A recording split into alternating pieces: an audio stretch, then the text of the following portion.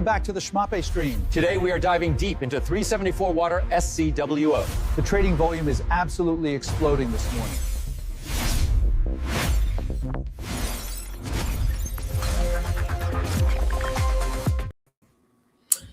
And we're live. What's up, everybody? The trading volume yesterday was pretty good. I mean, well, let's just say the whole market crashed and SCWO held strong. So I am happy. Reverse split happened and we did not crash like everyone expected and everyone was afraid. So things are looking good. News came out and I think more news is going to come out. I think they were really waiting, strategically holding news for this reverse split. And now let's see. Hopefully we are off to the races. But we have a lot to talk about.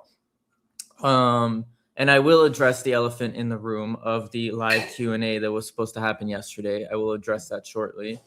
I just want to say, first of all, it's been a while since I've done an SCWO live stream, talk about it in general. I've been quite busy in my personal life, but I'm excited to get back to it. Also, probably going to be talking to management a little more and maybe doing some collabs with them here and there.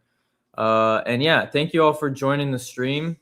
I'm gonna make this a little bit of a live Q&A that was supposed to happen, but just with me. Feel free to ask me anything, and we can kind of learn and research some things together as we go.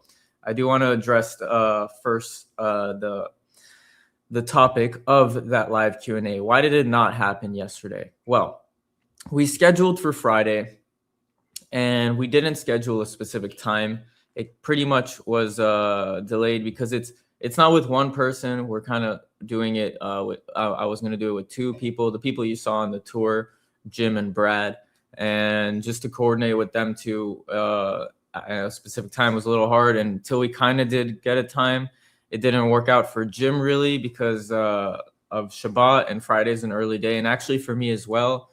After like 5-6ish, we're kind of can't work or do anything, and he's actually kind of religious, so he's now practicing, and he's not even on his phone. He can't watch the stream, but nonetheless, and I respect that actually. Brad is also Jewish. They're actually both Jewish. Jim is just practicing more than we are, I guess. But so we are hopefully going to be on a stream with them tomorrow, getting some questions answered. Also, I did want to do it maybe with Brad alone since Jim wasn't able to, but we said no, it's better together because Jim should be there because he knows the actual rules of regulation FD or something, which is basically like what you can and cannot say. So yeah, just full disclosure, Brad is kind of like, he's not, I guess he's more of like a technical guy. He knows how to answer the questions. He's not into like the laws and the regulation stuff, where Jim is more there. So they have the interesting dynamic between them, and that's why it's good to have them both on. And yeah, and what's up, Anthony? Thank you for joining. Kib, how's it going? Never seen you on here before. That AI intro, yes. That was actually that was very fun to make. That was very funny. I have to work on it a little. They said Schmappe instead of Schmape, and maybe I should have him say my name, not Schmape. But I don't know. I was just trying it out. I actually just got Gemini Pro yesterday, so I was just testing it out, and that was fun. Thanks for slumming it in spaces last night. You probably know my questions. I'd like to understand the moat and targets more markets. Yes. Actually was going to talk about kind of a little bit of what we discussed, especially with the patents and stuff. People do want to know a lot about that. Anthony says, my brokerage account wouldn't let me buy any yesterday. Maybe others as well.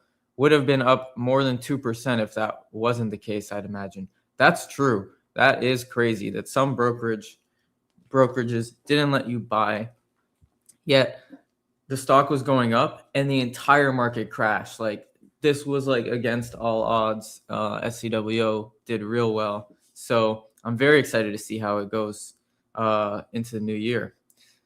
Vast CNC says FINRA. I guess that's the brokerage. I'm not sure what you mean. So let's pop open actually the Reddit and go over some of the things on there because oh, I have to do one at a time. All right, let me pop open this actually. This is someone who, I'm not going to say who it is, but someone on the Reddit who I like and has been contributing some knowledge. And I wanted him to jump on stream, but he says he's too shy for that. And I also just wanted to read, I asked him why he got in the stock in the first place. And I think this is important to kind of understand because I think a lot of people got in the stock for pretty much the same reason. I think almost I did too. I kind of forget the reason, but I found the stock and I was browsing press releases live feed, and something like intuition got me to click on the 374 water one. And after looking into it, I thought this was a great opportunity for me to support a company making the world a better place for all with a reasonable chance of success. So maybe the second half applies to some of you and some doesn't, but actually to most of you, it probably does. But the first half, whether you saw it on a press release or I think I just saw it on Robinhood, and I thought, just like him, he just had some intuition to click on it. And I think I had the same intuition, and I think that's what most people had. It's kind of a mystery. The name is a mystery, and that's why I think people have a sort of want to click and learn more. What is this 374 water? If it's just called water, maybe you wouldn't think much, but why 374? That's a weird, random, very specific number. So I think it's very unique. It's not like any other company where, I don't know, can't think of an idea, but almost every company, it says what it does, or it's just obvious. This is like a mystery, and you kind of want to know more because you know what water is, and obviously water is important. So, but why 374? And that little mystery, I think, is what gets a lot of people actually intrigued, kind of like turning a cold lead into a warm lead. And then, it's kind of a funnel from there. Maybe some people are not interested and they funnel out, or, some people start learning more and more. Maybe they dive into videos, articles, whatever, and eventually become shareholders, right? It's a whole funnel until people are actually shareholders, long-term investors. Maybe there's some traders in the middle getting funneled out. But yeah, I really like that comment a lot because I thought it was, I thought it really resembled what a lot of people go through when they first found the stock. For example, when it blew up to that $1, it was the number one stock in Robinhood, and a lot of people saw it from there, and that's when it got a lot of attention. So, people clicked on the name, because it was number one, but also they stuck around because they learned what it was, and they funneled through. Obviously, not everyone did, and that's why we're not still at $1. But the story is the same, right? People are going to slowly learn more and more about it, and that's what I'm really interested in. How can we, this is just, the company is going to grow. I'm very confident of it in other ways too. But hey Tebow, how's it going? Thanks for always jumping on the stream. You too, Ben. Great AI intro. Thank you. Yeah, that was really fun to make. I'm gonna try and do more of those. I'm gonna try and do an AI intro for every live stream if I can, or maybe I'll make a generic one. I didn't like that intro too much, but if I can get a better one, it could be an always SCWO live stream intro, and then one for hover and whatnot. Vast says, with such a low float, it's hard to fill the spread. FINRA is the requirements for safe harbor and forward-looking statements. That's right. Okay, basically why Jim needs to be on stream, kind of.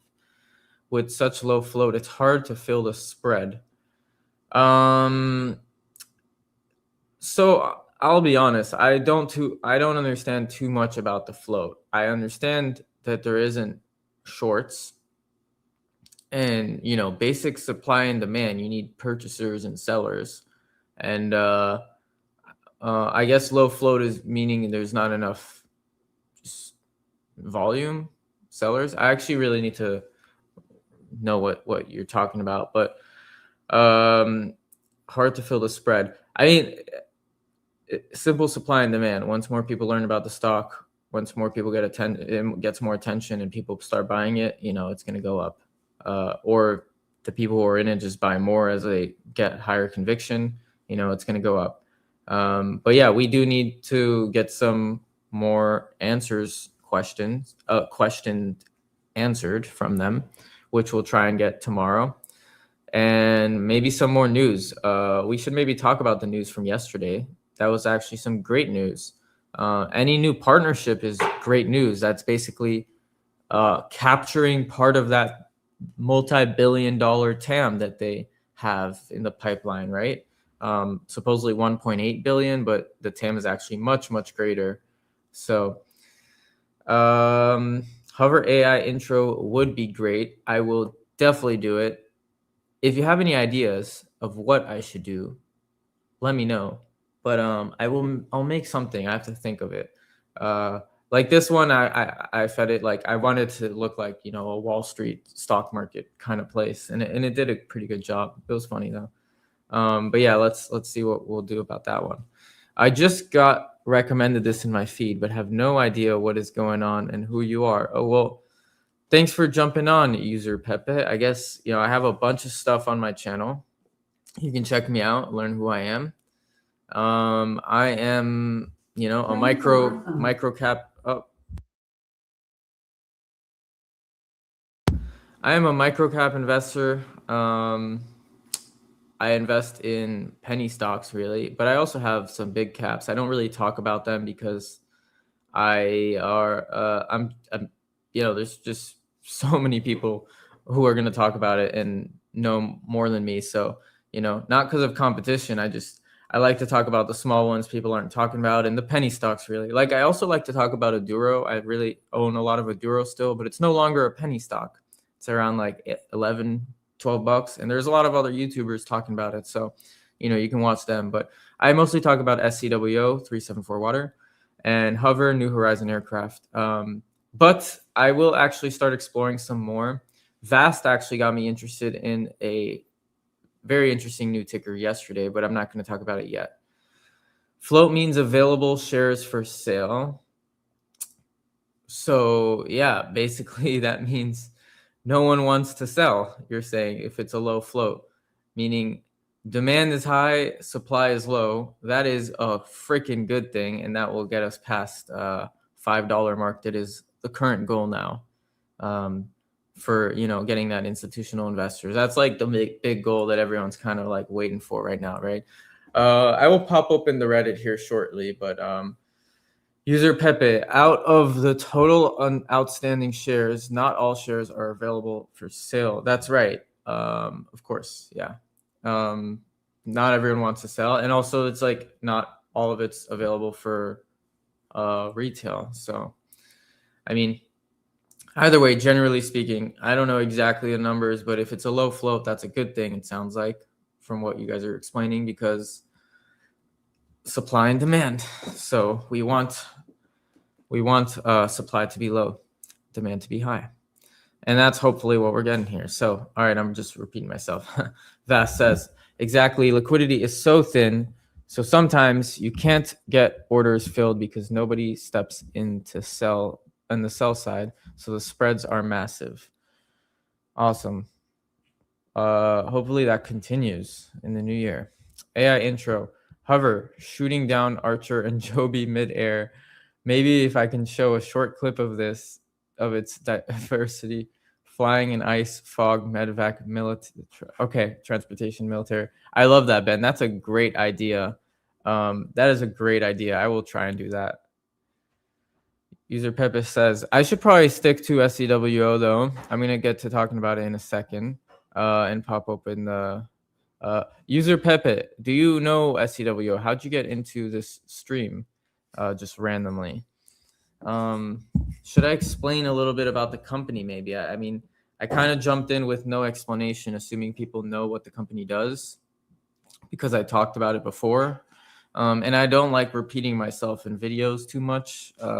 That's why I try and make different videos. I don't like, those YouTubers who kind of just talk about the same thing using different words or whatever. I don't know. Like, I mean, not the same thing. They almost use the same words, and they just like, I don't know. Like, there's this Tesla guy I watch. He makes a new video every day, and it's always like the same thing. I don't know. Whatever.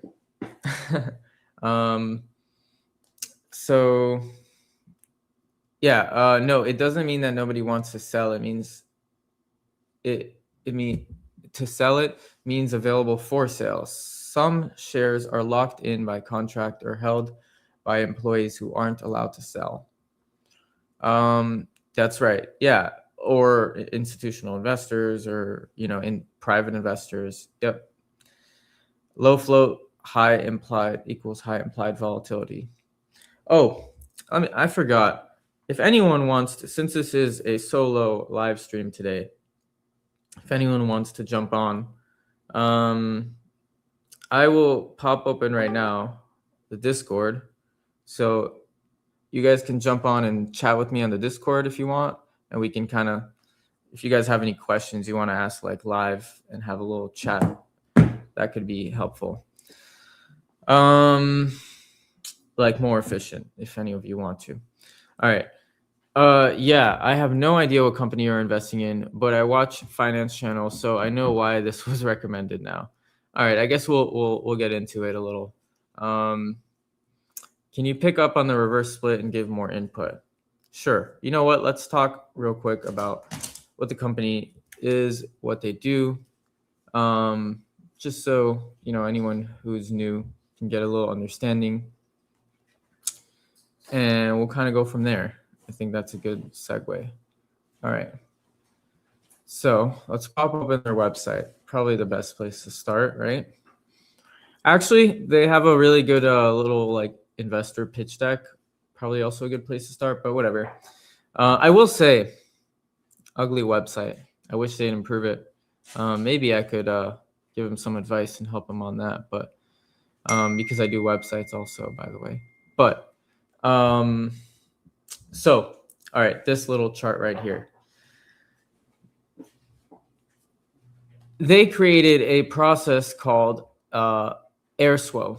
Well, SCWO is the technology. This is the process. And basically what it does is clean PFAS out of things, out of biosolids, water, and all sorts of things. And, oh, I'm sorry. I hate StreamYard. Sometimes it makes, I didn't realize I have to share screen and then click add. Okay. All right, there we go. Sorry about that. All right, so SCWO, let's pop open their website so you can see here. This is basically their thing, their little shipping container. It's all works in here. Think about it like some reactor. What it does is heat up water to 374 degrees. Oh, Celsius, not Fahrenheit. Oh my, I thought it was Fahrenheit. It's Celsius. That's even way, way hotter. Wow. And 221 PSI, which is atmospheric pressure. That is a ton of pressure and a ton of heat. To do that in a controlled environment is very, very, very hard. And they actually do have a little bit of a patents and a moat, which we can discuss in a bit. But even if they don't, which Vast is concerned about and others are concerned about, then it doesn't matter, because doing this is extremely difficult. And they're one of the there's like only 3 companies kind of doing this. They're the only ones public, and they're one of the only ones that actually have a commercial solution working. Sorry, this is a long explanation, but why I really like them is essentially that they are cleaning PFAS, which is a forever chemical. It's a big problem.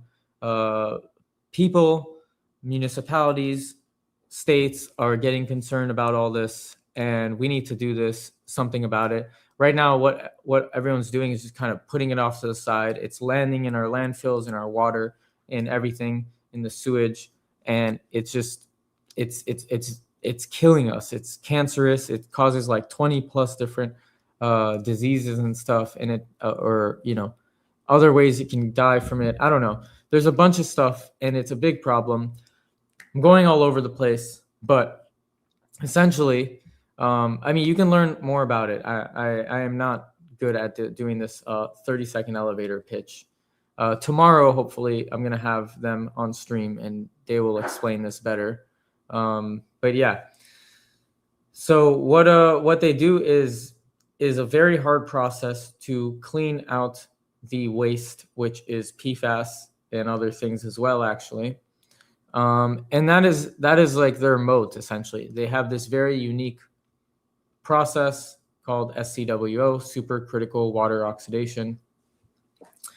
And they're a tiny company, like we're talking $40-50 million market cap, with potential to be multi-billion dollars. And it's all potential, but 100x is within the realm of possibilities, and that is something I like to invest in. And even if you're wrong in one or two of them, if you have 100x, it makes up for all your other losses. And I know some people are worried that this will go to zero.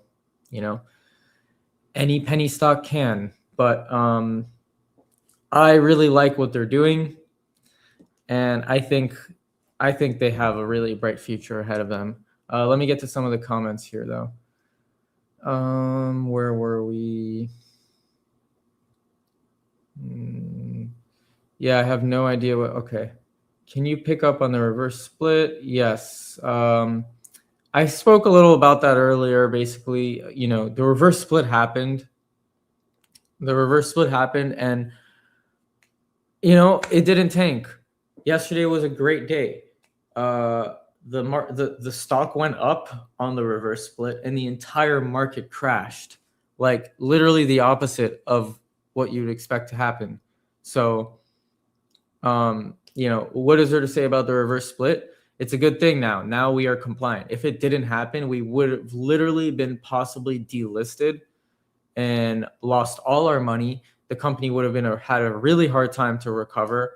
I mean, this literally allows the company to now stay afloat. We have no worries of being delisted. We have at least over a year. Even if we go below $1, we have a year to recover from that. And it's just not going to happen now. We're at a really low market cap. Like I said, 40-50 million. And the reverse split allows them to actually get the capital they need to grow this thing. And hopefully we're going to start hearing more partnerships. Hopefully they're going to start doing more. I will say they want to do more marketing stuff. And, this is why they're down to come on a live Q&A with me. If that goes well, I might even jump on with the CEO. Not tomorrow, but maybe at a later time. We'll see. I have to be good and professional, and hopefully we comply by the FINRA standards or whatever the rules. So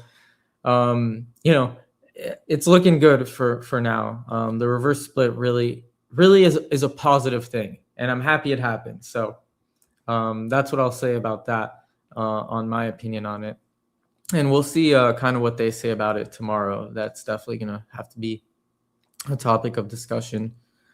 What kind of hindsight is 2020 stuff dawned on you after you visited their facility to find out more about, or it all seems taped up? No, it does not seem taped up. They're doing the thing. I saw it there. There was one person who said they're near their place in North Carolina, which is like their headquarters. It's really just an office, and he says that no one ever goes there. And I don't know, he sent like some box that they got in the mail that was like some test kits and stuff. And he's like, oh, this looks bad. I don't think it looks bad. He got me really concerned in the beginning, like, what, they're not doing anything? But I mean, what do you mean? They have test kits, they're testing.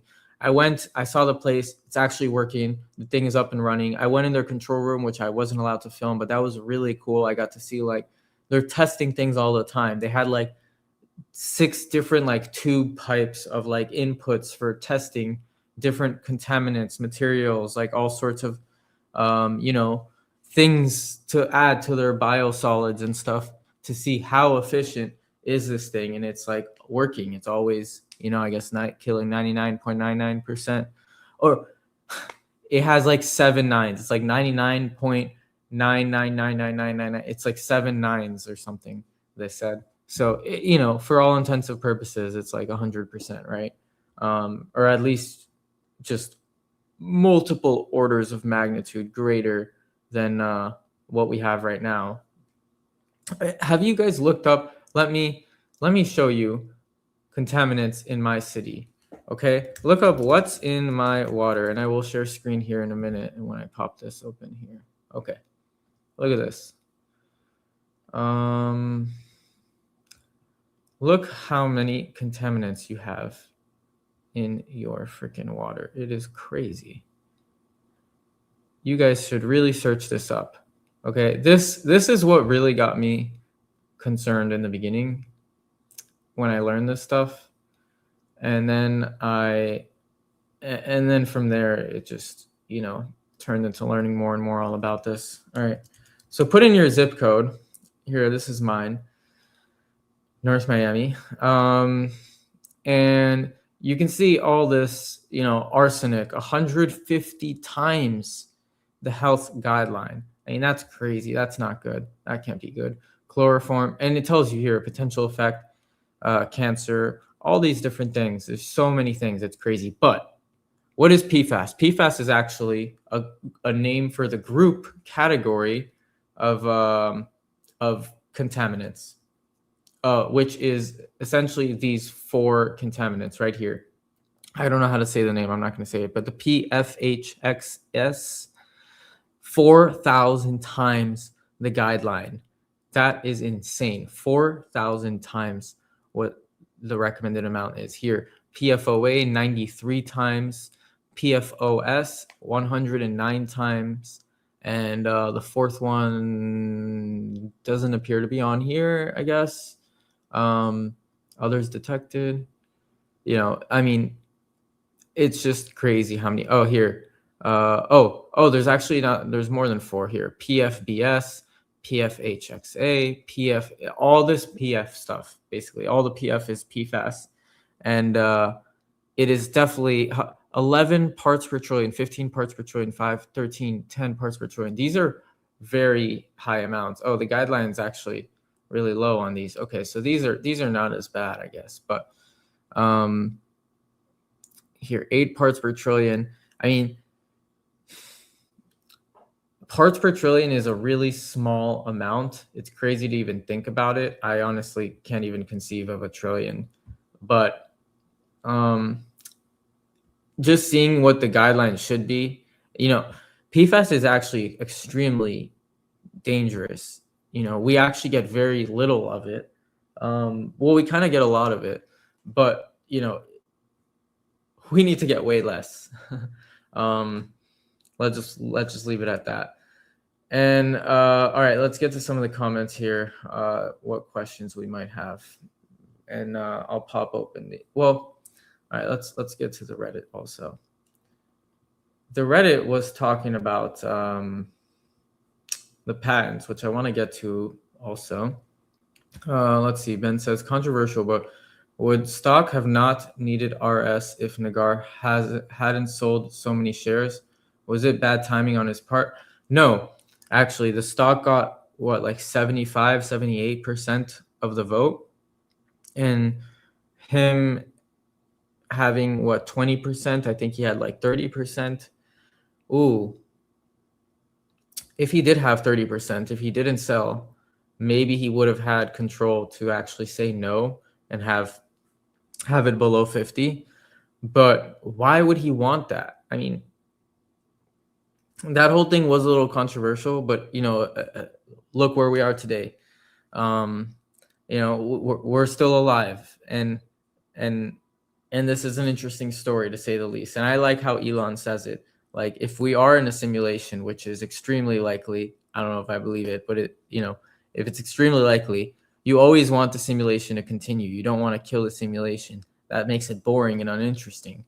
And also, other than that, I mean, just like, if he is trying to play some games, he wants to continue and make it interesting, but also his net worth, his wealth is tied to the stock, like a big part of it.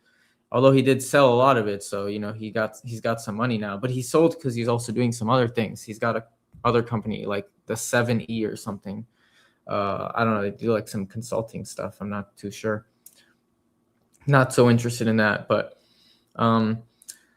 when will the live stream for 374 Water be again? Tomorrow, hopefully. I don't have a time still. It is Shabbat. To anyone who doesn't know what that is, it's like a Jewish thing every end of the week. Can't be on your phone. And the guy I speak to, investor relations for 374 Water, is Jewish, and he's observant of Shabbat. So we're probably going to figure out a time tonight, late tonight, or maybe tomorrow morning. We'll see. Not too sure. But yeah, he can't be on his phone. So meant to be Sunday for live stream. Time not confirmed. That's right. Thanks, Ben.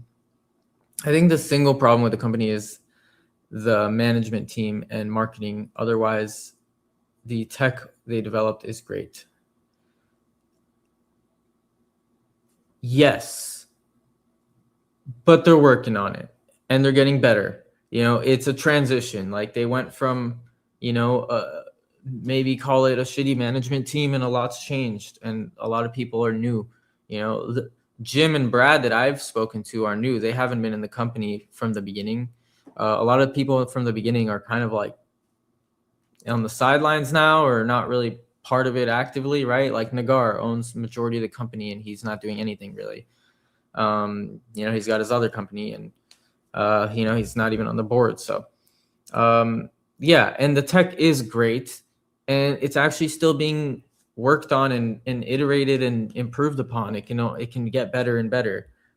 It's not like a finished product, just like chips, right?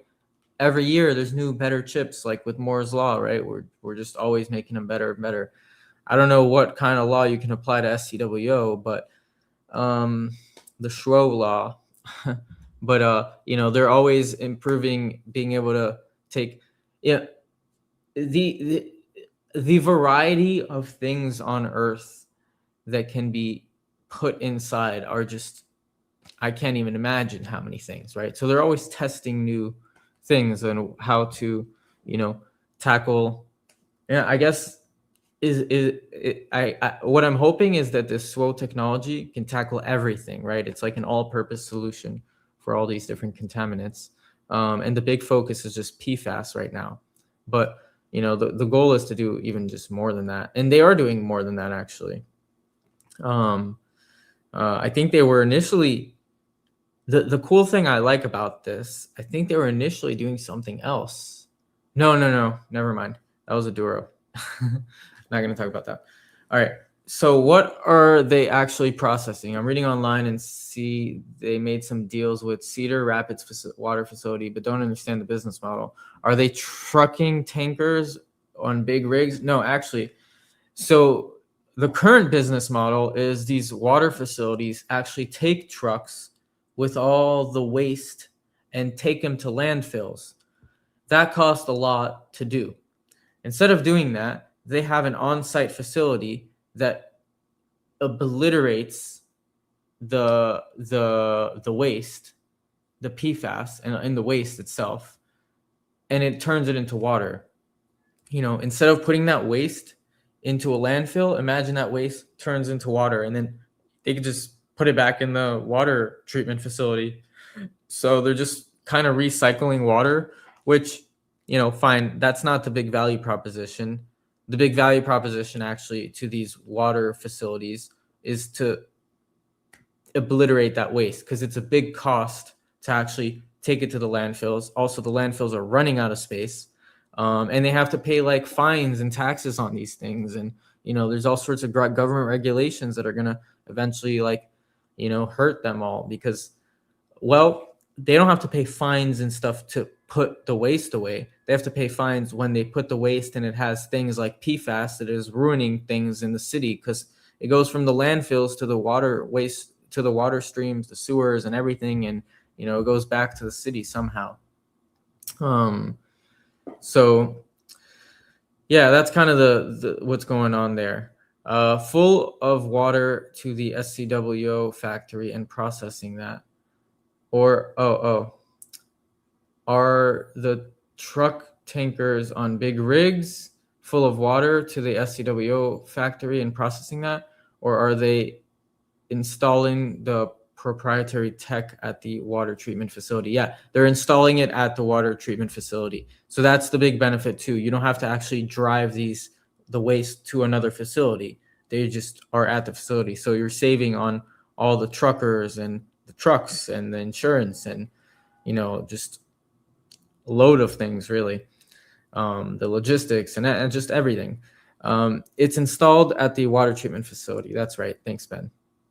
Where does the PFAS go after being removed from the water? That's the awesome thing. It's gone. They literally destroy it. That's the big revolutionary thing here. We always know PFAS as a forever chemical. You just move it. You can't really get rid of it. They get rid of it. That's essentially the elevator pitch. No one can get rid of PFAS. They found the way to get rid of it with their proprietary tech. I would think there could be better target markets to capitalize sooner. High purity water, high purity whatever for semiconductor fabs as an example. Yeah, that's a good example. This is big, heavy industry, and you have to put it in every facility. You can't. It's the difference, I guess, with semiconductors is you can build it in one place and just sell it, right? You don't have to build factories in every, municipality to sell semiconductors to your city. So it's a little bit of slower paced industry, if that makes any sense. So who is constructing the technology processing equipment? Is SCWO fabricating it themselves, or are they making orders to India or China with a multi-year timeline? They're making it themselves. That's what makes it all really slow. Also, people also in the waste treatment facilities don't know how to use it. Just because you sell them the machine, they don't know how to use it. So there's like a 6-month process for them to learn, actually, where SCWO, sends their own employees kind of and trains them, and they operate it for 6 months with them, eventually teaching them how to do it. But I think they could also do it long-term and just settle long-term contracts. So they can also, SCWO makes also money on that front, selling the machine and maintaining the machine. You have to ask the CEO these types of questions, and this is what I would want to know before putting a penny into anything. Well, I answered you some of these questions. It would be nice to get the answer directly from him, and I will work on that when I get to talk to him. Hopefully, it can be a long conversation so I can get to a lot of these details. We'll probably start a little more higher level and then maybe get to these little more intricate details later. But that is actually not that's a good general question, actually. I can get into some of those things later, but let's see. I meant before the RS, when he sold loads of shares when the stock started going up before. What can I say? If the guy's not in the company, he doesn't really he's building his own other company, that he has a new baby. I'm sure this is still like his baby, but it's almost like a teenager, call it, right? So he's putting less stock into it. He's maybe selling some shares and working on the 7E. I don't know why he sold the shares exactly, but it doesn't mean he's not bullish on the company. Otherwise, maybe he would have sold it all, right? And yeah, I don't know. Other people bought shares, right? The CEO bought shares. So, it goes in reverse. The CEO is literally making the decisions and growing the company, and he bought shares. So he believes the stock is going up, and he takes a $1 salary. So that says a lot. Huge red flag. What is the red flag? High turnover in company leadership is a classic red flag. I can't disagree with you there. I can't disagree with you there. However, my argument to that is the stock tanked accordingly because of that red flag, right? Because of all this bad management. Like if you look at the stock, it's down a lot since what it really was in like 2023. And so, we're at a point, at an inflection point is kind of what I believe here, and what a lot of people are in it for believe, I think. Anthony says RFK Jr. has mentioned trying to handle the PFAS situation, but apparently there is kickback from big plastic oil, I guess. Ooh. They're trying to kill us so they can keep selling Tupperware.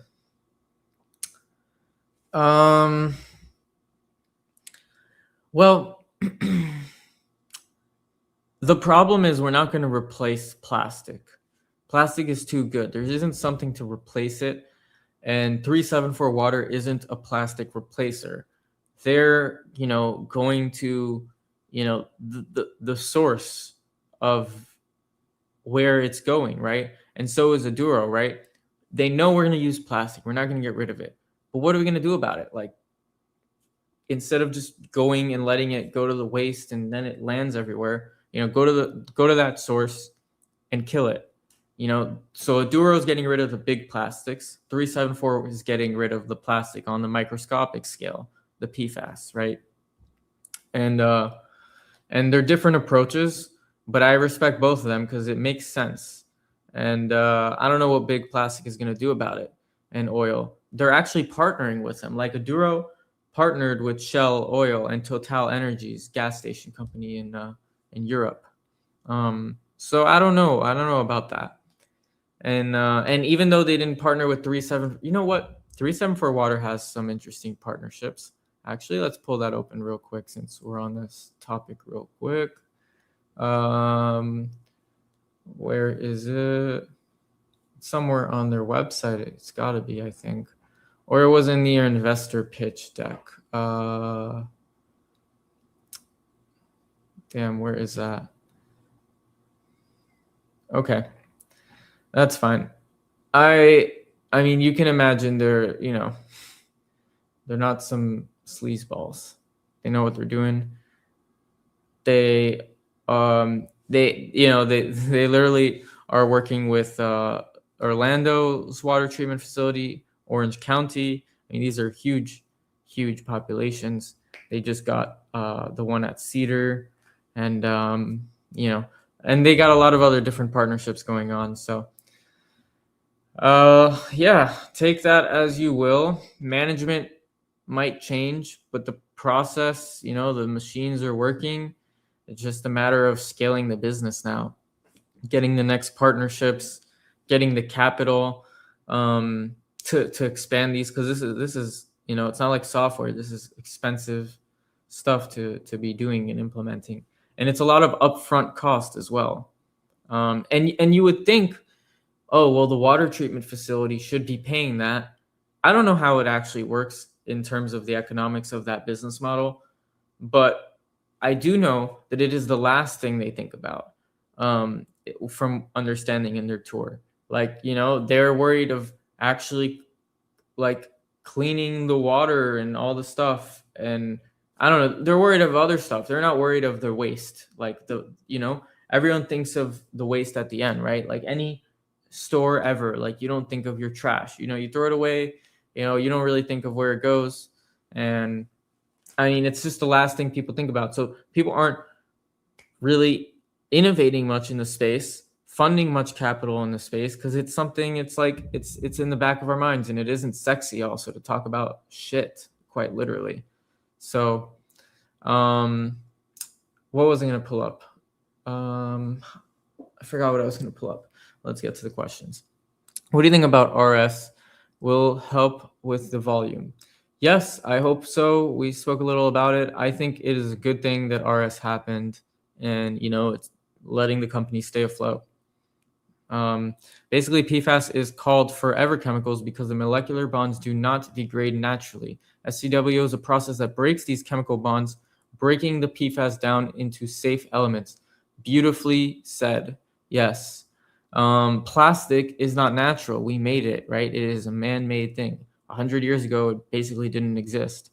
And so it is a new thing, and we don't know how to tackle it. We've been using it, and now we're learning that it is bad for us. And now we're just trying to figure out a solution. Okay, what do we do about that it's bad for us? And, it's that inflection point of like, all right, time to do something. No one has an answer yet, right? Just like eVTOLs and just like a lot of things, right? Until there is a standard, right? Asbestos and lead, like we always speak about, they had a lot of problems with asbestos in the past and lead, but now there's regulations, there's standards, and you can't do certain things, right? Movies don't film with asbestos as snow and all these things, right? And so there isn't regulation too much with plastic yet, right? You see a little bit here and there. Now it's started, right? You can't get plastic straws near like ocean cities. It's all like these seaweed straws and stuff for the turtles. But where then the cup is plastic, so it's kind of funny. And just a lot of things like people are going to be learning that's bad, like tea bags. Oh my God, never drink a freaking tea bag. That is straight cancer to your stomach. Drink tea with some real leaves. Vast CNC, that violates the fundamental physics. It can't be gone. It can be broken into individual atoms, molecules, namely carbon and fluorine. Well put. It is gone. It is transformed into water. That is why it is called water. 374 water. That's the name. That part of the name is the output is water. If you watch in my video, they turn this shit and it literally converts to like the little cup of water that the guy showed. So, maybe you're right. It's not technically gone. It's, I don't know, converted to hydrogen dioxide.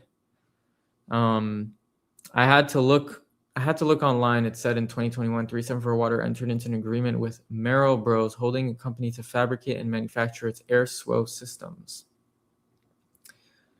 You are the exit liquidity, LOL. VCs make plays and pull out when they can. Yes, that is when companies IPOs and stuff, but now I don't think that's happening. We are at an inflection point. Are VCs in 374 Water right now? I don't think so. I don't think so. I could be wrong. Let me know if I'm wrong. I'm reading more about it now. Thanks. It looks like it's just a chemical process naturally between water and PFAS. Once water is super high temperature and pressure, it basically dissolves it. Yep, exactly. Basically dissolves it. I'm not seeing any revolutionary process here. It really just comes down to fabrication of high temp and pressure cooking vessels, basically 100-year-old tech that that boilers of ships use. Correct. And I've said that before. It's, it's 100-year-old tech. The concept is there, but, no one is able to do it because it's very hard to do this in a controlled environment, sustainably, without corrosion. That's their proprietary innovation, that they can do this sustainably without corrosion and at an optimal, economical cost also. And with technologies converging to where we are today, it makes sense. Like heating something up and creating that amount of pressure, I can imagine cost takes a lot of energy. So, now we can do that, I guess. I hope. So profitability of the company would come down to the manufacturing process and design. If it scales at profit, then the company seems like a decent investment opportunity. Yeah, fair enough to say. Yeah, why not? That's the bet here, right? They do scale and make a profit, because this is not like the other pre-revenue microcap companies that I like to talk about. They're actually starting to make revenues, scaling the tech. It works, just a matter of like getting this thing out there. You have a long chain and short chain PFAS. Long chain, interesting. long chain are easier to remove via reverse osmosis and carbon filtration. Oh, cool. Like I have in my house here, actually. What I want to know is profitability given the energy and CapEx inputs. That is a good point, and that's what I want to know too. From what I understood and from what I saw, it's way better than anything ever was. And that is a good question to really ask them. I don't know the exact details of that actually. Like how, what are the numbers and how do you compare them to making sense, right? Like when you talk about like Uber, you talk about cost per mile compared to a cost per mile of a bus or of a taxi or, whatever. So yeah, I agree with you. I would like to know that answer. But I guess part of the answer is, what is the alternative? The alternative is is actually pretty expensive. Dumping it into landfills is really bad for the environment and is actually probably pretty expensive if you add up. I said expensive, I think. If you add up the fees and the fines that they can get in the long term, like there is multi-million-dollar lawsuits on PFAS in all sorts of different places, and certain places have way less of a problem, but it is a growing problem, and more places are going to have the problem. And like, who has the solution? Kind of only them, and maybe like these two other little companies that you can invest in, but there's space for everyone. This isn't a monopoly. This isn't one winner takes all. It is extremely hard to scale this thing. So, it's not like everyone's going to go to the competition because they might not be having the capacity for it. Mark Berry is able to join. You know what? We got a surprise appearance coming. All right, let me send him the invite real quick. And thank you all for tuning in. Oh, we're already 52 minutes in. I don't know how much longer we'll go, but yeah, we'll talk to Mark a little bit. Wait, where was I? Okay. So the supply chain question becomes important. Who is the industrial supplier to the company that is forging and bending the steel tanks? Who is creating the box, basically the container, the shipping container? I guess, I don't know. Is that really that important? It's basically it's basically a shipping container that they modify and have like, here, if I pull it up again, in this video, you can see these shipping containers. There's the poop in that video. You see, they have these doors, and inside they have all this like machinery and tech. It's just modified. So I don't know if it's important to know who's doing it, but hey, Mark, welcome. Hey, dude. Can you hear me? Yeah. Welcome back to the channel. Excellent. Happy holidays, everybody. Thank you. Happy holiday to you too. Where are you driving? So I'm leaving Asheville, North Carolina right now, and I am headed to Raleigh, North Carolina, because I'm going to catch the Wings Hurricanes hockey game tonight. Okay. So I'm basically going to the birthplace of 347 Water. They were based out of Duke. So, wow, that's right. And Duke is right there. So yeah, I'll pay homage to them. Maybe we should talk a little about that in a minute. I didn't talk about the patent stuff yet, but you know what? No one asked about it yet. We got a lot of different questions, and this was a fun conversation. Let's see. Vass says it can't dissolve it into water though. That's transmutation. There's still a reactive atomic element that needs to go somewhere. Wow, Vast is really doubting the process. Yeah. I don't know it's what my to understanding say about that that. with the It's my understanding that with the PFAS, once you get it to the supercritical point, it's an oxidation process. So, you are oxidizing the elements into other elements that are not forever chemicals. And then those elements fall out of solution that you can then dispose of fairly easily. So, So, like an a best example of an oxidation process is, just take steel and leave it out on, leave it outside. It starts to oxidize into rust, and eventually the steel will just completely oxidize away into a different element form. It's the same mm, thing with PFAS. It's the only challenge is you have to bring it up to the supercritical point, which is the whole point of 347 and the high pressure. At that point, the process begins, and once you get the process started, it's like starting a fire. Once you get the fire started, you can just dump more into it, and you don't need to keep adding energy. It's a continuing reaction that feeds itself on the exothermic energy that's given off by the oxidation process. very interesting. So the oxidation process basically turns it into other elements, and then it can be quote unquote dissolved.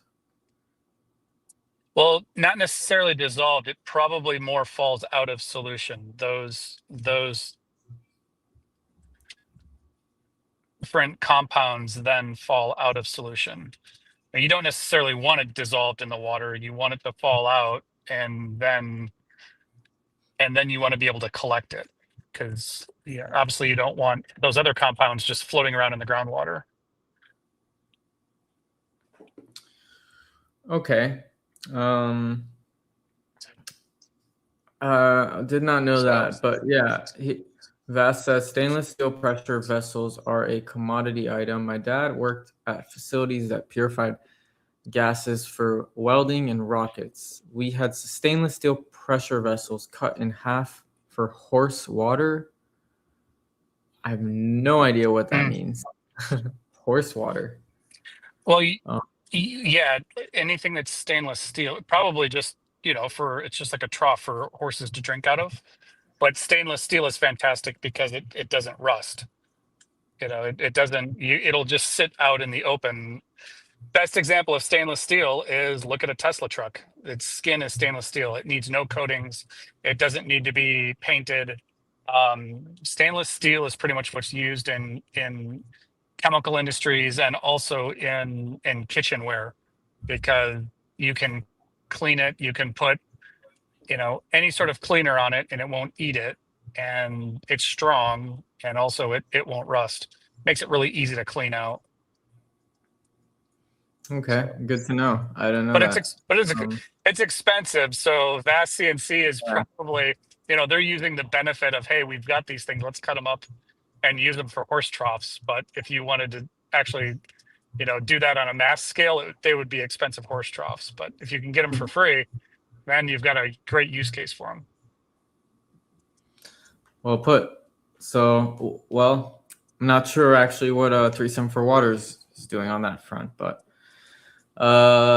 Pepe says, not the shipping container. Who is making the boilers or stills? That I know. Yeah, they subcontract out to that. When we went and visited with them, they didn't say. They were a little bit, seeing going inside of the box, and clearly they didn't want us to take pictures of what's inside the container. They let us look inside, and you could see. I mean, it looks like a nuclear power plant with all the different pipes and high pressure vessel containment areas and everything. But how all that worked, it was not. It would take a bit of time to go through the whole process. So, It's not like they're welding it there. I suspect that it was my understanding that most of their stuff was common off the shelf, they were buying most things common off the shelf and then incorporating them into just their design and process. Well, I guess that answers it for you, Vast. If they're buying it common off the shelf, I mean, that's, pretty accessible and good. They can scale that, hopefully. But yeah, I guess they're not building it themselves. So is there anything that they built that isn't commoditized? They did have a machine shop. They did have a weld shop.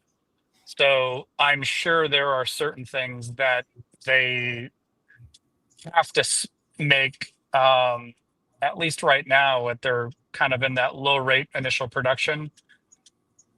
If they were to scale up, I suspect they would then reach out to machine shops and start to have things produced at scale. So then they become much more of an integrator where everything comes into their facility, you assemble it, and then it goes back out the door again.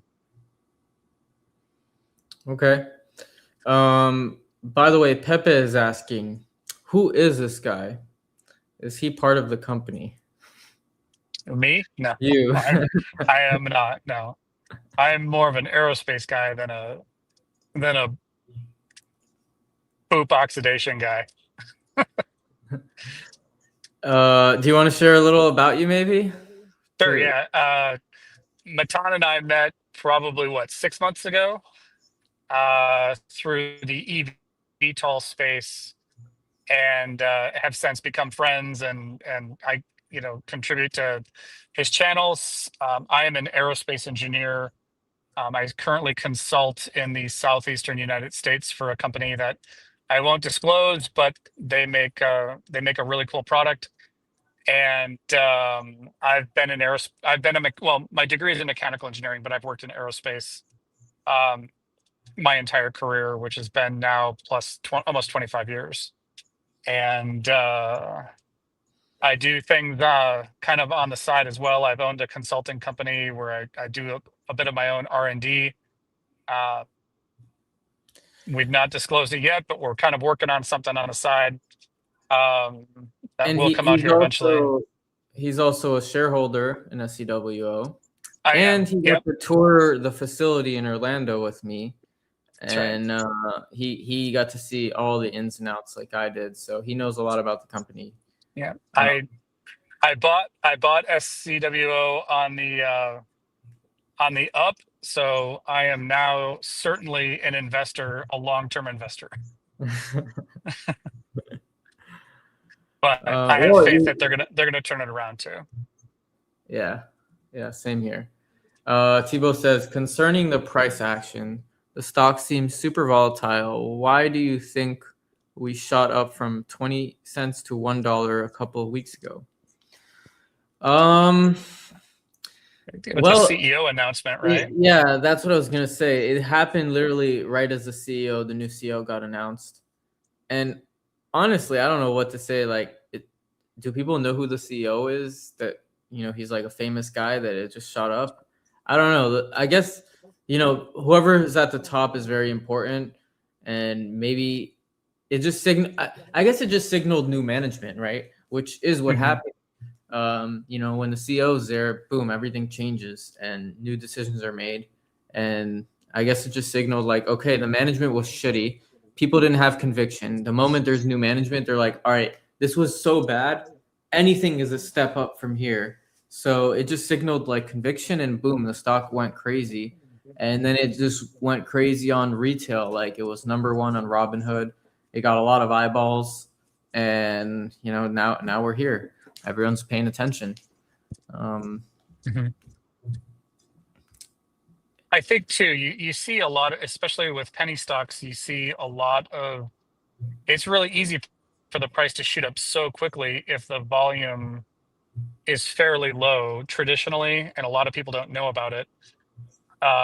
Once, if there's not a lot of shares being traded, and then all of a sudden it's positive momentum, the stock's going to continue to shoot up even if it's on low volume.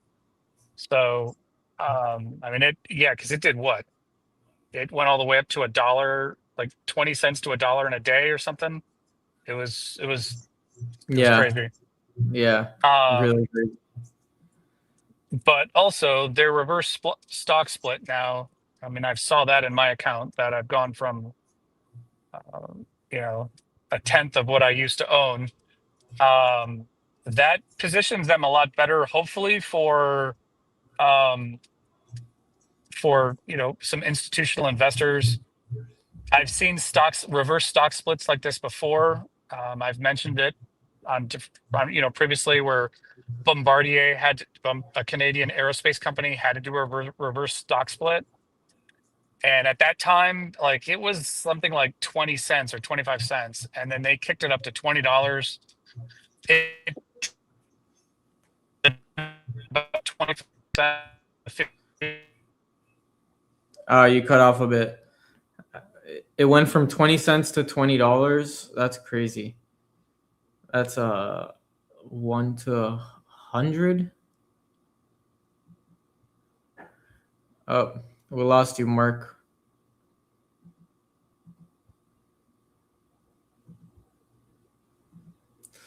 Looks like we lost him. Well, he spoke about it before, but I guess they did a $20 split. They went from 20 cents to $20, and then I think they're a lot up since then. They're over $100 or something. I don't know if you hear me, Mark, but there we are. Can you speak? No, your audio's not there. Can you hear there me? we go. Yeah.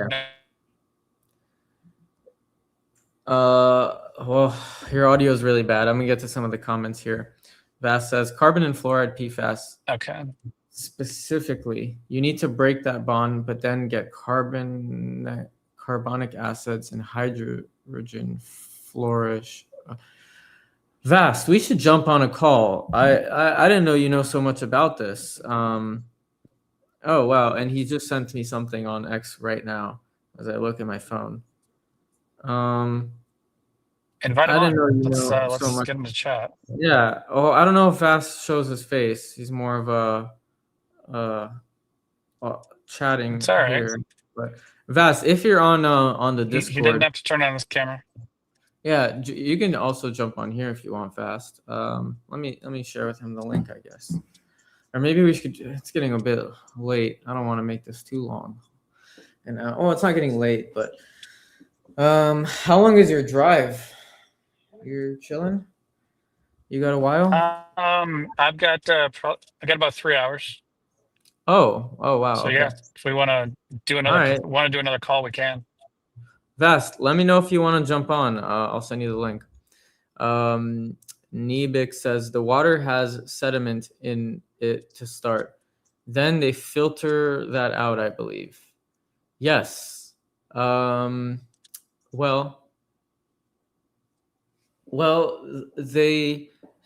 Yes.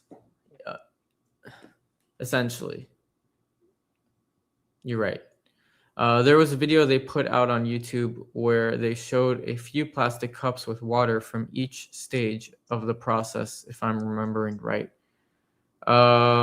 Possibly, yeah, a long time ago. I think I know what video you're referring to.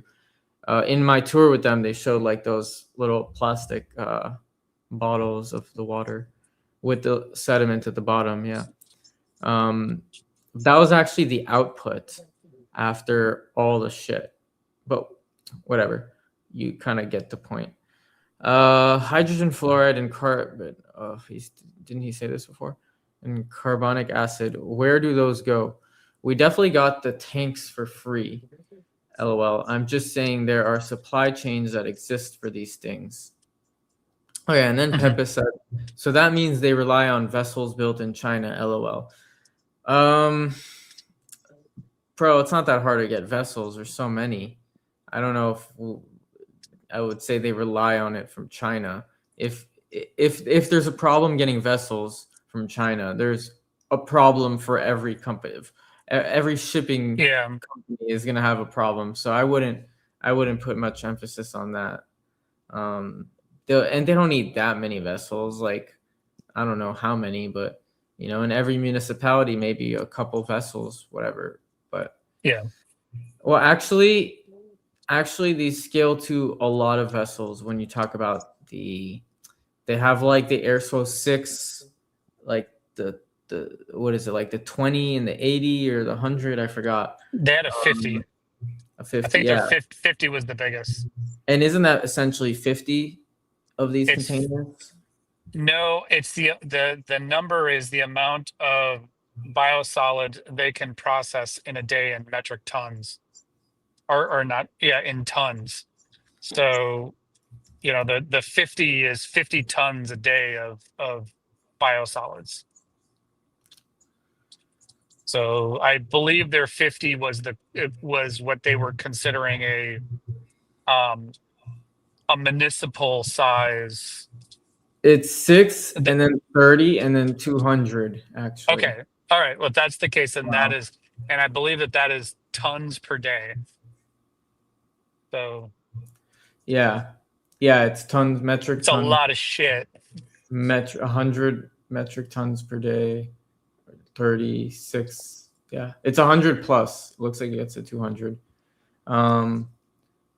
Which, looking at the timeline here on this little, well, I'm not pulling it up, but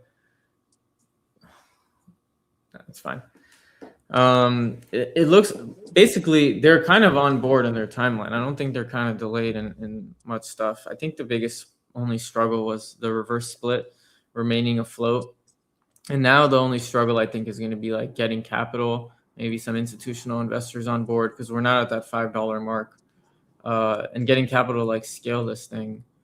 But that's something I really want to know from them tomorrow, a bit, like the economics of all that. We'll have a discussion. Mr. Tebow says, Well, yeah, what about the patent situation? If it's 100-year-old tech, what part still can be protected? I'm sure it's their processes. You patent the process.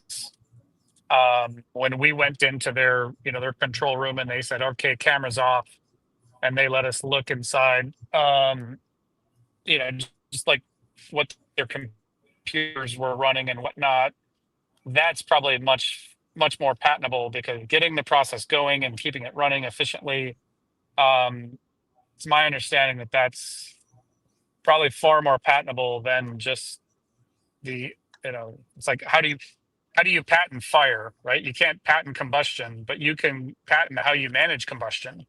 It's the same type of thing with them and the processes that they have and how their I had system works. I had this discussion actually yesterday on X Spaces with Vast. He said it really well, like how he asked a question, and it kind of was the answer. What part of it's actually patents versus what part is like secret sauce, which is basically like the secret Mhm. sauce. The patent is essentially a blueprint. When you make a patent, it's like a blueprint to other companies to see what you're actually doing, but you don't want to give it all away. So your secret sauce is like, all right, maybe you're telling them, all right, you're inputting oxygen and nitrogen or whatever, but you're not telling them how much percentage, and how how you're doing it. yeah. Yeah. Yeah, exactly. You can say the what, but not like the everything around it, like how much, the why, this part. I don't know. The secret sauce is like a little bit more around like how it actually works, versus the patents is more like, I guess, surface level. So that's what's interesting to me, like that they actually have a process that's innovative and proprietary to them that other people can't see, just like they hid us from going to the control room. Let me actually just pull up a little bit here what ChatGPT said about this topic, because people did want to know a little about the patent stuff. So who owns the patents? 374 Water actually, it says, owns the exclusive global patents for its supercritical water oxidation system. That includes reactor design, operating methods, like we just spoke about that, the actual methods, nice, yes. Modular system, air SCWO, PFAS destruction, sludge processing, etc. Duke University invented early SCWO concepts in an academic setting, licensed the technology to 374 Water. The license was later converted into full IP ownership, exclusive control by 374 Water. Bottom line, Duke is not sitting there with veto power or reclaiming rights over the tech. Yes, hell yeah, to everyone who was concerned about that. Yeah. So what does this mean for SCWO? They control their own destiny because SCWO owns the patents. No university approval needed for scaling, licensing deals, military government contracts, international deployment. No risk of Duke suddenly renegotiating the terms or pulling the race. This is huge. Many universities spinouts get stuck here. SCWO did not. Interesting. Many universities get spinouts get stuck there. And so they really do have I guess I didn't know that a lot of universities really get the patents and have the control and stuff. Stronger moat they'll versus have interest in competitor. it. This is really a good answer. I'm just gonna read this, and maybe this is what Fast really wanted to know, and I should maybe clip this for an answer to the patents on a separate video, because we are an hour deep in this here. So stronger moat versus competitors. Owning the patents means others can't legally replicate their exact SCWO implementation. Pyrolysis, gasification, competitors cannot pivot into SCWO easily. Even large incumbents would need a license from SCWO. Interesting. Or years plus millions to design around patents. Not trivial to do that. That is right. This gives SCWO leverage later, licensing revenue, strategic partnerships, potential acquisition premium. I know people will say this is just ChatGPT, but prove it wrong for me, please, because this sounds freaking awesome. This is there. This is what we want. Better for investors. This is key. Just like I'm saying, from an investor point of view, this is not a research project. It is a commercial IP platform. If SCWO succeeds operationally, the values compound into patent portfolio, not just the machines or contracts. That's exactly what acquirers look for. Cleaner paths to government plus defense work. Universities plus IP equals headaches for DoD, EPA, military waste program. Because SCWO owns their IP, easier contracting, easier classified or export controlled work, easier international government deals. This matters a lot for PFAS plus sledge destruction. The honest risks, so you see both sides. Ownership doesn't mean instant revenue, automatic dominance. They still must execute, scale manufacturing, prove unit economics, convert pilot recruiting contracts. I think proving unit economics matters a lot, but it also matters a little less because the alternative is literally like waste and trash and bad for the environment. And it's almost like saying like, okay, what's the unit of economics for like someone who has cancer? Like, what is the value? Like, you'll pay almost everything, right? For Yep. to solve a big problem like that. And I know I'm relating this to cancer, but PFAS literally gives people cancer and it's causing problems, So I guess let me read here the end. TLDR, Duke helped birth the technology. SCWO owns the tech now. That means real moat, strategic flexibility, investor-friendly structure, no academic handcuffs. Awesome, awesome, awesome. So that answers it, guys. We have what's great about that too is now that they have the scaled processes developed, compared to like eVTOLs where we're constantly debating when are they going to get certified, when is all of the government approval going to come through from a regulatory safety standpoint. All of these government entities that are out there right now that have all of these forever chemicals sitting on their books, they may just be waiting for this to be available, and now they can be like, all right, let's go to it, and the contracts will start coming in really quickly. Yeah. Or those contracts will start coming in much quicker, because there's really nothing holding them back from a regulatory standpoint. If they've proven their process, and you can start to see, like right now, they just teamed up with another place in Iowa and they're going to have they're going to process so much waste. They're going to have an outside source verify it. Once it's verified, they could be like, all right, let's go to town. This is a working process. We can get all of our waste off of our books. And they mentioned that too when we went with them.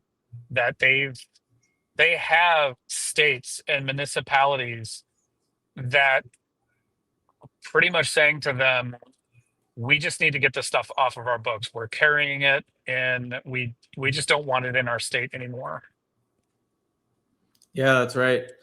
And that's a very exciting future for them. And the fact that they're really small too. I mean, and very unknown. Like this is really an inflection point. I feel like It is. this is really happening. Like they have the moat. And speaking of, that's what Vast wanted to know the most of. So I'm glad I got to answer that right before we're gonna jump on a call with him. Vast is here on the Discord with me. Awesome. Vast, if you're here, can you unmute yourself? You wanna chat a little? Yeah, testing. There we Check go. to the 1, 2. How y'all doing? Can you hear me? Good. Can Yeah. you hear him well, Mark? I can hear him as well. Perfect. How's it going, Mark? Always good to Great. see you, my friend. You as well, Yeah, man. just speaking to the moat, like, yeah, I appreciate you going through that. But one thing that I always get reluctant on the Chat GPT or a Gemini response, I usually try to run it through a few LLMs. Now ask it for like the bear side of things, you know what I mean? Because it can get very sycophantic and it can kind of lead you down the path that you want to walk down. See if it will now kind of like counter itself and argue against itself. And that's where you'll usually find a little bit of a delta there. It did. It said the honest risk. So you see both sides. They still must execute, scale manufacturing, prove unit economics, and convert pilots to recurring contracts. Are you familiar with like existing wastewater treatment facilities and how that technology works, Matan? No, enlighten me. I don't know exactly. So you basically have like a sequences of tanks of large open top or closed top tanks, depending on whether you're doing an anaerobic or an aerobic process. That kind of breaks it down by blasting bubbling oxygen through and letting bacteria kind of go to town on the waste and break it down into its individual components. Then you have like differentiated like filtration steps in between, but it's usually like if you look at a water treatment facility, if you look at it from like just to Google Earth, you'll see these huge tanks and these like rotating things that kind of like keep the oxygen into the tanks. And that's how a lot of the process is done like these days traditionally. But I'm wondering, where does this like plug into the process? Like these concentrated supercritical water whatever systems, are they going in like as like a final stage, you know what I mean? Or are they actually processing biosolids as like an alternative? Because I'm kind of hazy on where this actually fits into plugging it into existing municipalities. Yeah, when we were there in Orlando, they are taking the biosolid before it goes through any processes. And currently what they were doing in the facility and what the municipality is doing is they were just taking that biosolid and they were compressing all of the water out of it. And then it was just going off of a conveyor. It just looked like dirt, but it was just pretty much just a highly compressed to get all of the water out of it. And then they said that they would just take that and they were putting it in trucks that it would then go in a landfill. And that's what it does. No, that's what it does right now. But that's what it does right now. Yeah. But what SCWO is doing is tapping into that and running it through their plant. Right now, SCWO is saying we have the ability of taking that direct biosolid before it gets to the compression tank to take all the water out of it.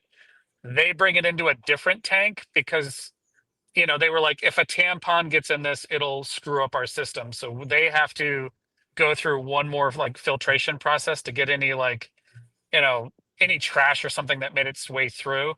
And then they process the direct biosolid itself before it hits any of the anaerobic processes that you were discussing.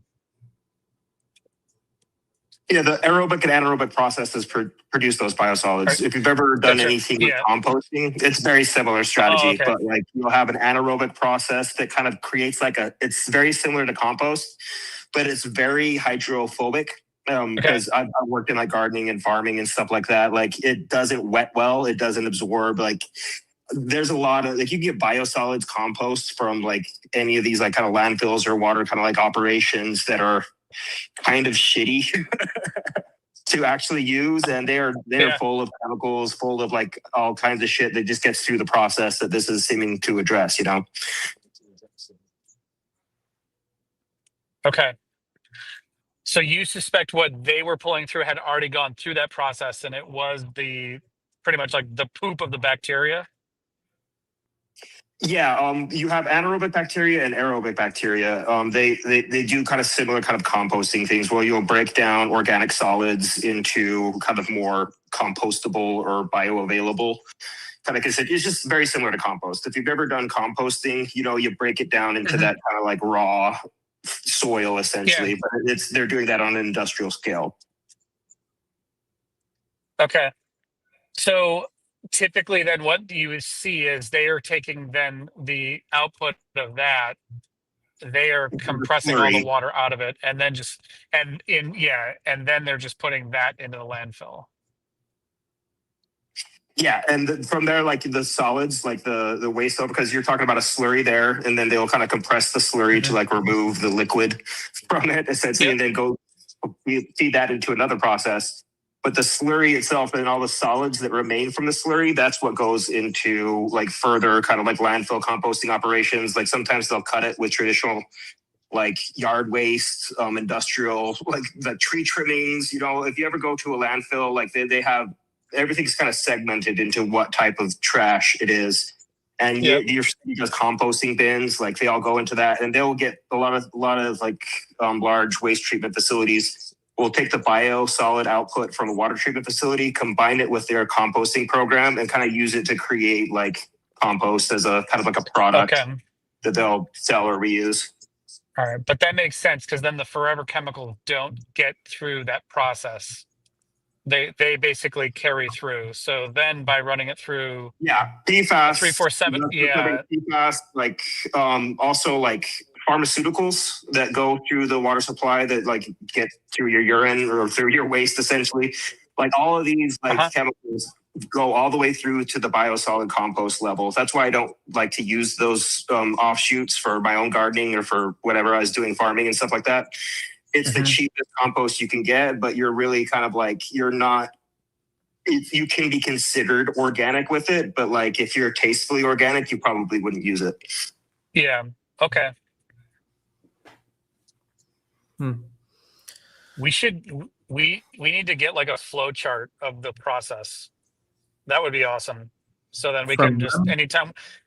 Well, honestly, we should try to make our own and then prove it and be like, is this legit based off of what we've seen? I bet you ChatGPT could make us one.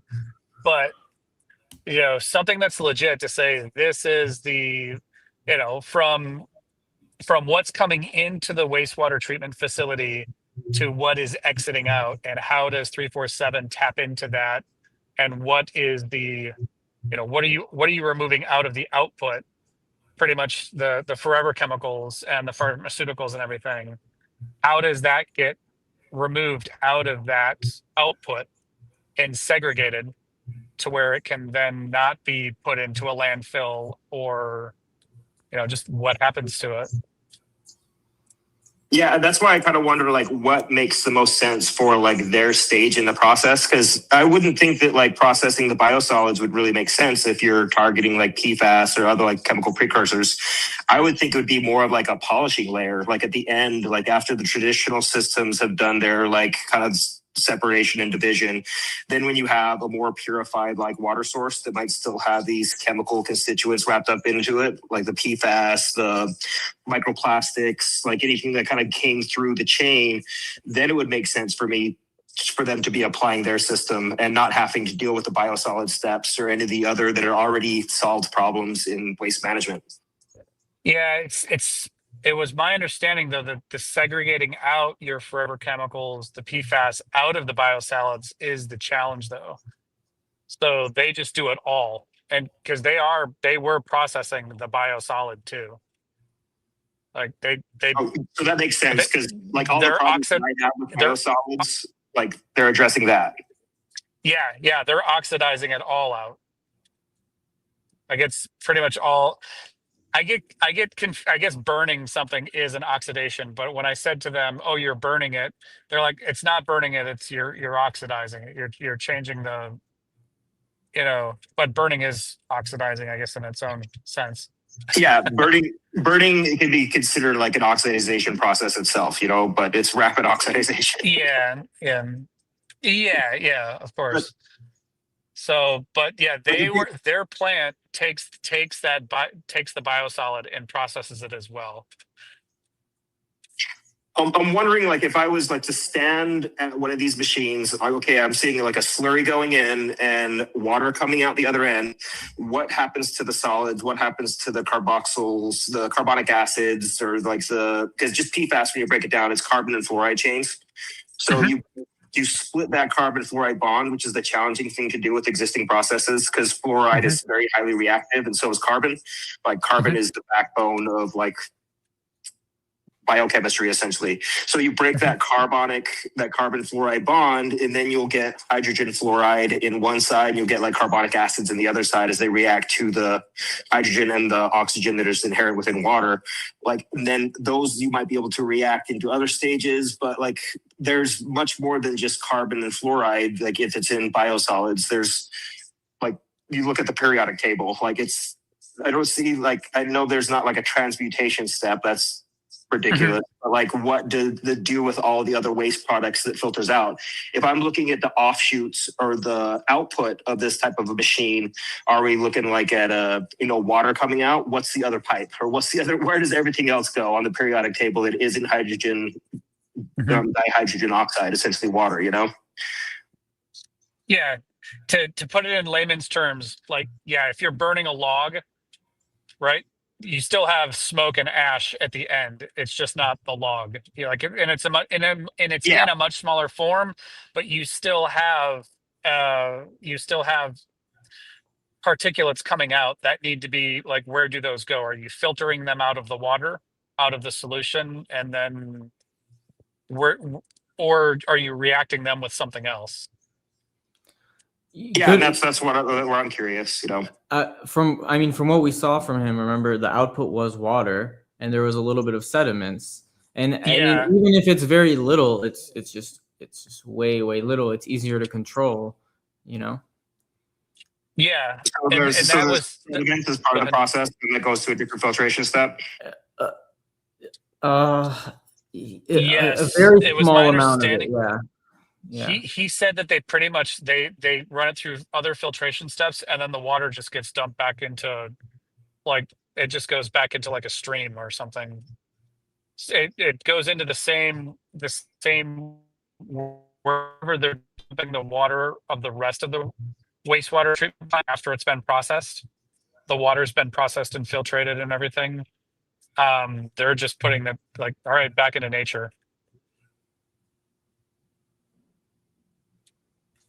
So like they're maximizing how much gets out to H2O, but like I'm just wondering like the ratio of sediments versus, like, because law of conservation of matter, matter can neither be created nor destroyed. So it's like fundamental of physics. But like so they're maximizing the levels of water, of hydrogen dihydrogen oxide, essentially, and then you have a sedimentary like waste product that might be like what ties up these reactive. I would love to. I agree. Yeah, it would be awesome to see that. I don't know what's proprietary, Yeah, because you're right. If you could just see the chemical reaction chart, you would know exactly what it would be, right? You'd be like, oh, it's 4 parts water, it's 4 parts this or 2 parts this compound. You're right. It's all chemistry at this point. After it's like, what is the oxidation process for these different compounds? And where do they go? Yeah, like what is the pH levels? Like, what is the levels of reactivity? Like, how are you modifying the pH along the process so you have less acidity and basicity? And it's a chemistry nerd kind of a thing, And I would love to hear from the the technical stakeholders there about like how they can explain the chemical processes, the sediment levels, and all that in like kind of a layman's term, because I'm not a chemist, and you're a mechanical engineer, but you probably know a little bit about like this kind of like basics. A little bit of chemistry, but yeah, I never took Orgo. Question: you probably do metallurgy, Very true. Yeah. Vast, I have a question for you. Let's say you have the answer and they give you, you know, the answer, whatever the chemistry is.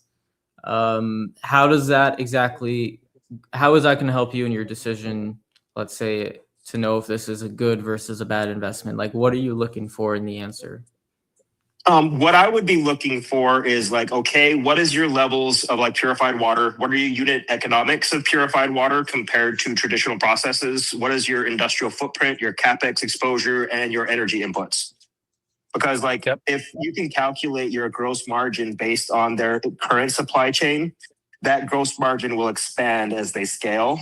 But like it has to be profitable right now. And what are the bigger question I would say is what are the KPIs, the key performance indicator they use to judge the viability of this business plan?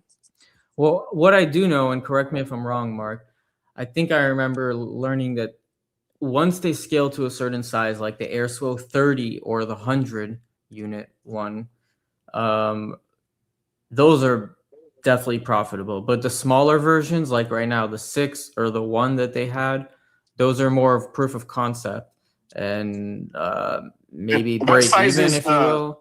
I don't know, but they're not the bigger sizes are what's profitable when they scale to. What size is their C can right now? Is it like a 20-footer or is it a 40 that they have their system kind of installed in? It's a 40-footer. 40 probably, right? You mean their shipping container? Yeah. Yeah, it's definitely a 40-footer. It's big. It's your standard like what would be on the trailer of a semi truck. And it's not short. It's a 40-footer. And what you're talking about having like welders and machinists on site, because like when you're dealing with, because this is primarily going to be stainless steel construction, and you're dealing with weldings and fitments, especially when you're connecting to disparate systems. So you might have like adapter flanges. You'll have to do in a machine shop. You might have to have welded unions rather than bolt-on unions for reliability. But then you'll have other types of stainless steel welding. Like you're probably familiar with that process. There's going to be a lot of like TIG, a lot of like really high skilled labor when you're working with systems like this. Yeah. I did not ask. I specifically did say like, or I remember them saying most of their stuff is COTS. It's common off the shelf components, and their vessels are. But you make a good point. Potentially at the much larger scale, that's going to take that's going to take a unique vessel to process that, and then they're going to need skilled welders or high pressure vessel welders to weld those components up. A lot of that can be done with robotics these days too, like robotic welding arms. Yeah. You can get a lot of consistency, but like still in like nuclear, in aerospace, like high skilled like TIG welders are an in demand kind of career. Like if you learn to TIG, like, and TIG welding is a kind of a different process because you have lower heat inputs, so you have like less distortion. You have to. It's a very like skilled, like as far as you're managing your distortion and your heat inputs. But like that can be done with robotics, and laser welding right now is coming along like to be quite popular because you get some of the same benefits of TIG, but you get more automated control over your heat affected zone. All right, so Vast, give us your quick your background. You're not a chemist, but you obviously know a lot of the stuff. Your Vast CNC, is that a CNC shop? Like, what's your background? I've always been interested in welding and CNC and like manufacturing processes, but I'm a LARPer. You know, I'm a data analyst for payroll companies, but I've done certification programs for welding in multi-processes. I've done certification programs for carbon fiber placement. I'll just pretty much go to the universities and like explore my hobbies because there's a class on anything, and I'm usually just there with a bunch of old people that just wanted to do a weekend welding project. But, you know, I just try to expand because I'm kind of a dilettante. I like to like go deep into certain subjects and then kind of feel like I learned enough of it and then move on to other ones, you know?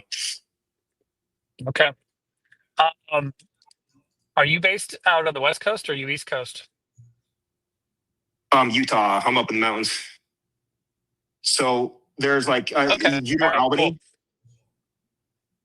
You know, Hexel in Albany. No, I know part. I know. Of course, I know a Hexel. Yeah. Mhm. Yeah, Hexel has a pretty big facility out here. Albany does a lot of contract work for Boeing, and they sponsored the composite Okay. class that I took for free, essentially. So we do have a little bit of aerospace here. We've got like the Hill Air Force Base. We've got like Mhm. there's also I'm trying to remember the weapons range, the Davis weapons range that's out south of the Salt Lake Valley. Kind of, but so we have a lot of military here, a lot of aerospace, a lot of the Skunk Works guys have like some cool little projects up north of me, out in the sticks. Okay. So pretty cool area, but like it's got a lot of it's hush hush around here, you know. Sure. Of course. Of course. Are you a skier or a snowboarder? I used to snowboard. I'm too old for it. I'm too afraid of injuries. Like I don't want to wreck myself on the hill. I got my uncle. He's getting into his 60s, but he still just busts his ass on the mountains snowboarding every year, man. You don't sound that old. How old are you? Low 40s. Don't want to fully Come on, dox dude. myself. I You want could my st- location and age profile. you could. All right. Yeah. No. Yeah. I get it. I'm drawing you in because I come to Park City a couple times a year and ski. So we got to meet up. Go. At least have a beer or something. Matan, you're coming along. Oh, for sure. Let's you know what, Yeah. Sorry. let me, I digress. no, it's fine. We can discuss this in a minute, maybe off the stream. I think I'm gonna wrap up the stream here, but I wanna end off with Vast. So you are not a shareholder of SCWO, correct? No, it's not in a segment that I cover, but like it's interesting. Like I like to hear the thesis. I like to kind of pick it apart, you know, like I'm not saying I'm not going to be like your bull or your bear, but you got to have some kind of opposing arguments and kind of like see what I would be interested in is like, what is the measurement of success here? And can they capture that TAM that they talk about? Okay. Mm-hmm. So you're just watching from the sidelines. I guess, are you waiting for a certain catalyst or just to kind of know that information? I don't know at what point it's going to be obvious. What are you kind of waiting for, I guess, just to make sure that this is actually going to be profitable? It's not a segment that I'm into, but it does kind of like fit my overall thesis as far as like industrialization, like fixing some of the bottlenecks and supply chains and issues we have. Like, I think their business case of going straight for municipalities, I don't think that makes too much sense as a strategy. Whereas they could be approaching like, you know, if they had their system scaled down to like hit the TAM of like, you know, these compounds that like Zuckerberg and like Peter Thiel and like there's so many interesting verticals that they could take water purification in general, and going straight for the municipalities, going straight for that level of scale has some CapEx expenditures that make me a little reluctant to have faith that they're going to pull it off. So that's why I would be more interested to know as much more about the engineering. I know there's like the line between like your IP moat, your patent portfolio, and then your secret sauce, which is going to be critical in order to have long-term success. But I would just kind of like to understand more of like the hard numbers of their unit economics and their KPIs, like how are they comparing to traditional wastewater treatment facilities, and how they can like capture that market or complement that market. I think there's much more potential in complementing that market than capturing that market. So I just want to know what their actual strategy is here, because if they're going to be an alternative to traditional wastewater treatment, they're going to be going up a seriously tall hill. But if they're complementary, if they're like at like a polishing process, or like if they're, and I don't know. I was just like, there's so much to this business that I don't understand here, you know? Gotcha. Yeah. Okay. Well, they are complementary from what I believe, and maybe we can get a lot of those questions answered tomorrow. Ben says, get Vast in the interview with SCWO. You know what? That is not a bad idea. If you'd be willing to join.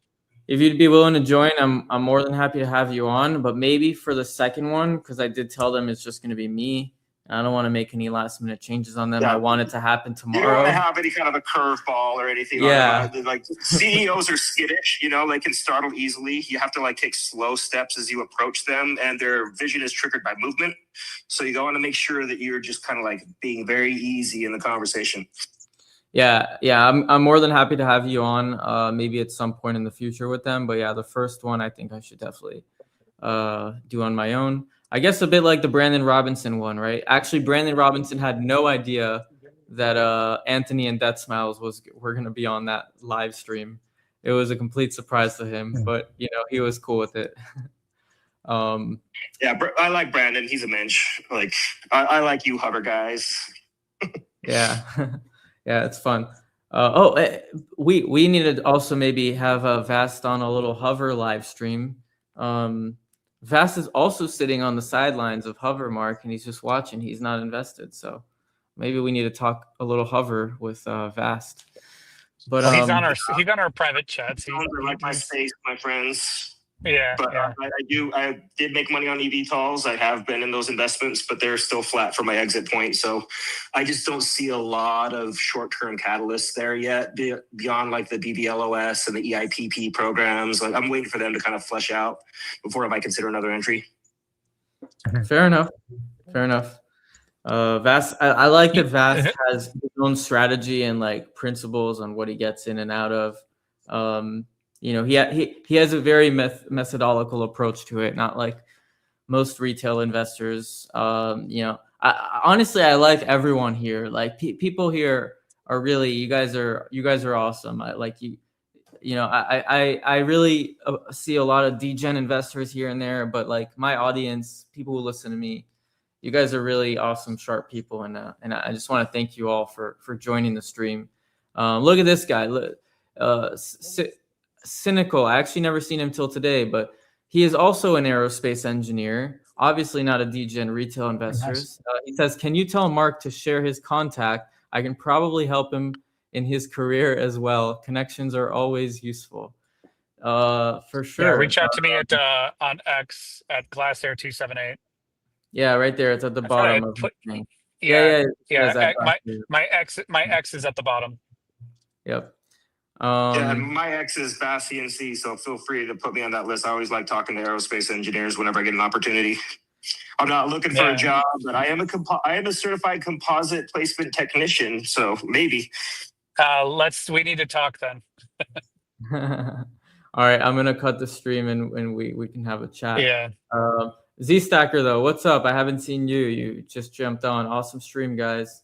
I'm like 80% in hover. If they bust, I'm fucked. They're not gonna bust. Yeah. Don't really use Twitter. Anything else? I meant X. Do you use Discord? Hit me up on Discord. I'll get you in contact with him. Or, I don't know. Join the Discord below. Hit me up on Reddit. You can DM me on Reddit, and I can just like send you Mark's number or whatever. I don't know. Yeah, I don't really use Discord outside of like the industries and open source and like software communities that I'm a part of. But Matan talked me into it, so I've done cross streams here with my finance community into Discord. Yeah, it's awesome. It's an app, just sits on your phone. It's free, guys. Get it? Why not? We got a little community growing on there for SCWO if you're into this company. And anyways, thank you all for watching. And as always, until next time, stay thinking, question everything, and peace out.